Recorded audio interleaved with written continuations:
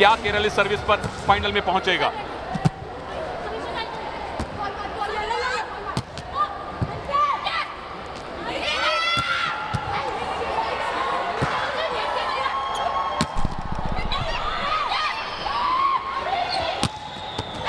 Kerala under 21 girls खेलो India youth games के volleyball में final में जा चुके हैं। So Kerala face off with this straight sets win and will be facing Tamil Nadu, whom they have already beaten in the Pool A in 5 sets. This is an update. Devika Ghorpade won the gold medal. A bit of a disappointment. A split decision there, going in favor of the local girl. Boxing. एकता ने unanimous decision से Jingmil Dongel, gold medalist from this Nations Cup in Serbia. Ruchir, उन्होंने UP के मनीष राठौड़ को 3-2 से हराकर gold medal जीता है। कबड्डी, हरियाणा ने अंडर 17 गर्ल्स का फाइनल स्कोर लाइन देखकर लगता है कि एक तरफा तरीके से जीता। 40-29 से उन्होंने छत्तीसगढ़ को हराया, लेकिन हाफ टाइम तक हरियाणा सिर्फ 1 पॉइंट से आगे थे। और छत्तीसगढ़ एक ऐसा स्टेट है जो कबड्डी में कोई बड़ी महाशक्ति, बड़ी क्या महाशक्ति माना ही नहीं जाता। Well, Anju Devi of Karnataka taking on Manipur's boxer there and getting the match, getting the gold with a 5-0 score line.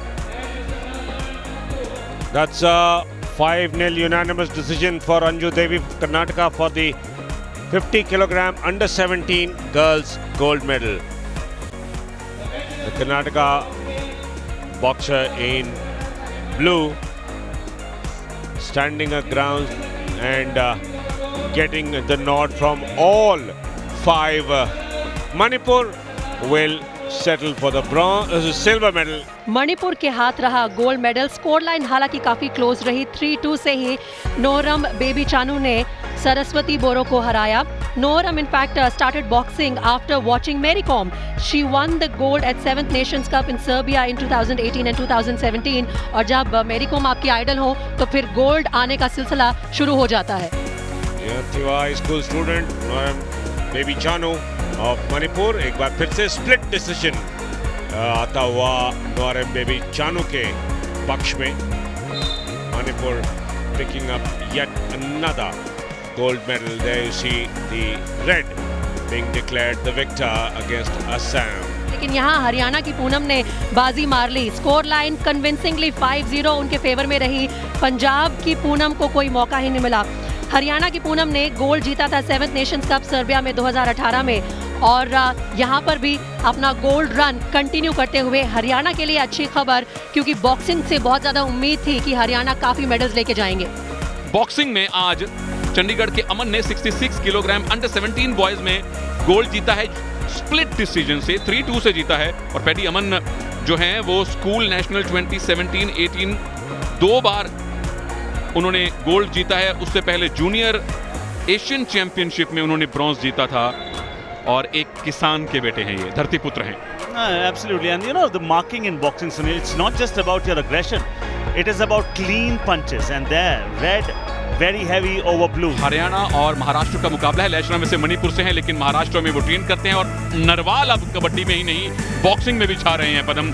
And this is about Akash Gorkha, who actually beat Aman from Haryana in the previous encounter, and he was up against another Haryana boxer, Vanshaj, and this is how it turned out for him. Vanshaj from Haryana, he won the gold. He settled the scores. He said, "You beat my state mate in the semi-finals," and the decision was split yet again. So good to see that unanimous decisions were not there to come, which means the battle was full with intensity.